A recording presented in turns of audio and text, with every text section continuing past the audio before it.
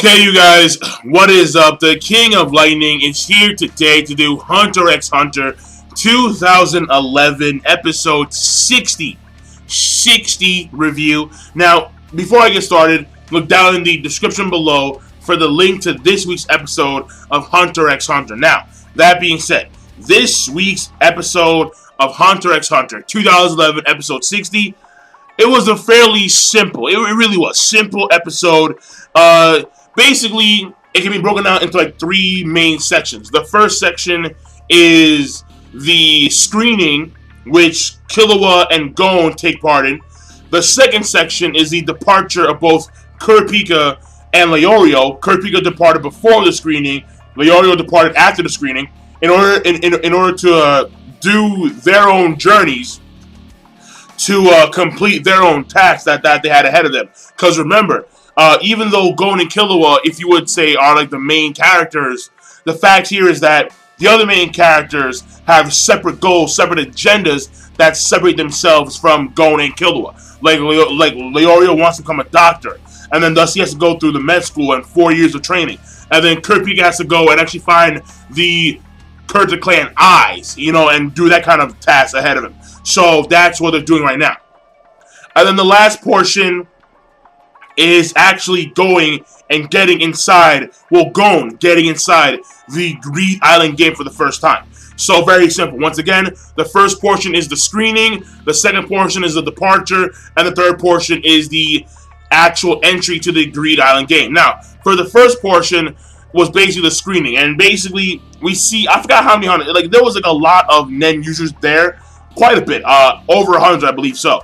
And the way it was sectionalized was that the first group, meaning that the first people who actually went up there, who were decisive about what they were going to do, and the last group, and then the last batch of people, the people who were waiting patiently and were, calming themselves down, and then they were focusing their minds at the task at hand. Those people were the ones who actually were selected. The ones in the middle who were undecisive, who weren't too sure, who were slow to get up, those people did not pass the actual screening, and only those at the beginning and those at the end actually passed. And the main focus here, of course, being Gon and Killua. And Gon's was off screen. He was off screen, but the end result was a fairly large hole in the wall. Because Tetsugera, he says, "Show me your red." But then Killua, when he went up, he said, Can I show my Hatsu instead? His special function. So what they did is that they did that, obviously. And Gon, his result was a fairly large hole in the wall.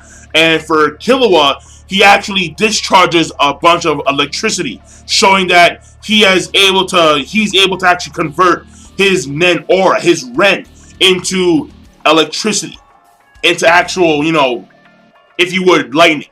And this really shocks Tetsugera, because not only does it take years and years and years of exposure to electricity in order to actually change your Nen, in theory, but also the fact that this child was able to learn this degree of Nen control, of Nen transfer, in a short amount of time.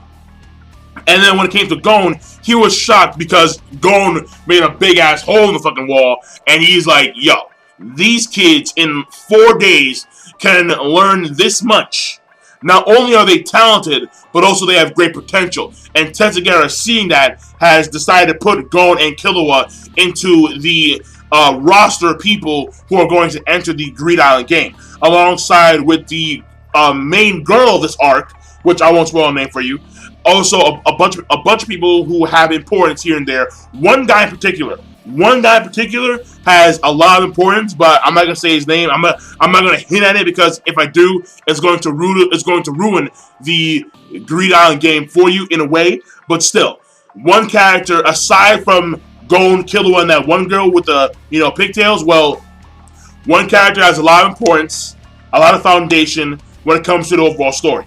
Now, when it comes to part 2, all right, part 2 is when we see Kurapika and Leorio leave. Basically, they leave. Like, that's the thing, all right? Kurapika leaves before the screening, and then, he leaves with Melody, because their boss, the Nosferatu's daughter, she's now going back to where like she normally lives. I don't know where that is exactly, but whatever. Like he leaves in order to complete and continue his journey at hand, the Kurapika clan eyeballs and killing the fam troop. And then number two is Leorio. And Leorio leaves in order to complete his journey, or not his journey, but more so complete the task ahead of him, which was to actually become a doctor. Learn like get his PhD. Yada yada. All that stuff. So that's Leorio's entire thing right there. And they both leave. And Leorio leaves after going and go through their screening, and that's pretty much it in a nutshell. And then the last portion of the actual episode was the entry to the Greed Island game, where we see that once Gon and Killer return after Leorio leaves, they go to the location, they hand their papers, they take a train to some random location to a castle. And Batora, he has no mansion. It's a fucking castle. Like it's a full-blown castle, like stone walls and all that shit. So they go to Batora's castle. They go to some random location inside the castle, underneath the ground, and then in this one solitary room, there's like a bunch of Greed Island games, more than 6, clearly. So it goes to show you that Batora has been collecting Greed Island consoles for a fairly long time, since he has more than 6 consoles. And then they have, rock, paper, scissors in order to choose who goes first.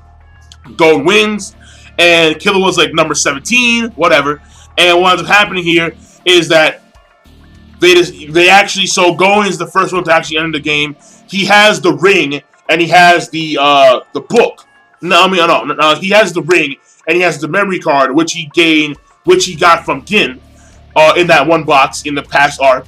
And then what ends up happening here is that he enters the game. He learns the laydown of the game, where he learns about book and game, which are really 2 key functions in the actual game itself. And he's being coordinated by this female, if you would. And he learns that the game portion, the book is the key, alright? The goal of the actual game is to get all of these cards from 0 to 99. And you complete the game by getting all these cards, alright, from 0 to 99. Now, granted, there are other slots in the actual book, but these are empty slots. These are empty slots which you can put in cards in order to use for shit. Who knows, right? But that's that portion.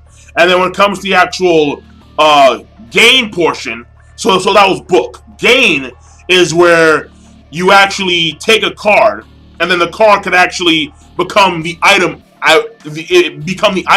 at which it was designed to be. So, for example, she explains how there's a sword, and if you have a sword card, you can use gain and actually get a physical sword in your hands. But there's limitations to that. For example, if someone has like some cards have limitations to their number. So if someone already has that card, and then you have that same card, and then another person gets that card, well, that card may disappear and then just become the item at hand because there's too many card versions of that item already.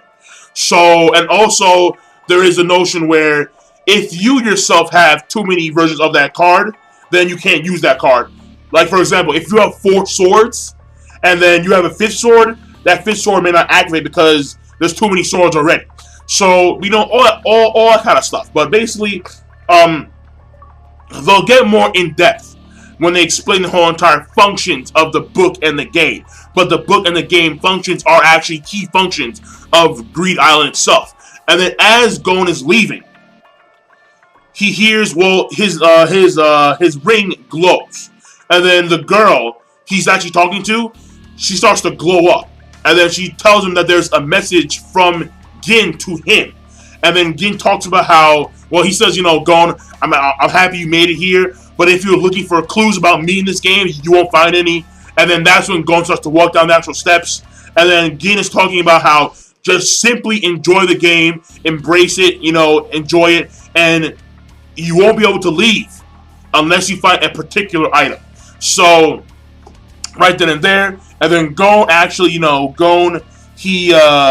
gets outside, if you would, and then he sees the vast plain of the Greed Island, and that there is the end of the episode. So overall episode rating, I'm gonna give it. Let's see here. I'm gonna give it good. It was even though it was very simple, it was also very good because we are now fully immersed inside the Greed Island arc. We are fully immersed now that we are inside Greed Island. We are going to see the characters interact with one another, especially the girl, and also we're gonna see the importance of their Nen training when it comes to Greed Island, because their Nen training is gonna be key, very key, and that girl with the pigtails, she's gonna help a lot. So, but I'm done. King Lightning, be sure, and of course we're out, and of course one last thing. We're also seeing the departure of Leorio and Kurapika, and they're going to go on their separate journeys, and we're going to see where they fit in later on with the actual story. So, I'm done. King Lightning, be sure to, of course, rate, comment, and subscribe as always, and I'm signing out. Peace, and have a nice day. And have a nice Christmas. Have a nice fucking Christmas. Alright, there we go. Peace. Have a nice day.